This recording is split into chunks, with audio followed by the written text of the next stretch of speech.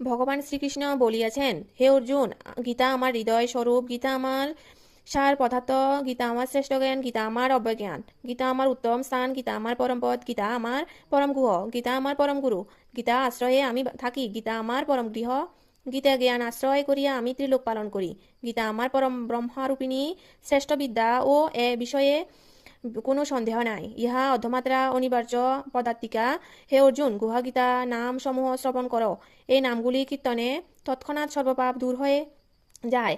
গীতা গঙ্গা সাবিত্রী, সীতা, সত্য, প্রতিপদা, ব্রহ্মাবলী, ব্রহ্মবিদ্যা, ত্রিশোদ্ধা, মুক্তিগৃহিণী, অর্ধমাত্রা, চিত্তানন্দা, ভবগ্নি, ভান্তিনাশিনী, বেদাত্রয়ী, পরানন্দা, তথার্থ জ্ঞানমঞ্জুরি। গীতার এই সকল নাম কয়টি যিনি স্থির করিয়া একাগ্রচিত্তে জপ করিবেন, তিনি নিত্য জ্ঞান সিদ্ধিলাভ করবেন এবং সেভাবে অন্তে পরমপদ লাভ করিয়া থাকেন। সম্পূর্ণ গীতা পাঠ করিতে না পারিলে যদি ইহার অর্ধাংশ মাত্র পাঠ করা হয়, তাহা হইলে গোদাজনিত পুণ্যলাভ হয়, ইহাতে কোনো সংশয় নাই। গীতার 3/1 পাঠ করিলে সে ব্যক্তির সংযোগের ফল লাভ হয় এবং 6/1 পাঠ করিলে তাহার গঙ্গাস্থানের ফল লাভ হয়। যিনি নিত্য গীতা পাঠ করেন, তিনি ইন্দ্রলোকে গমন করিয়া এক কল্পকাল নিশ্চয়ই তথায় মহানন্দে বাস করিয়া থাকেন।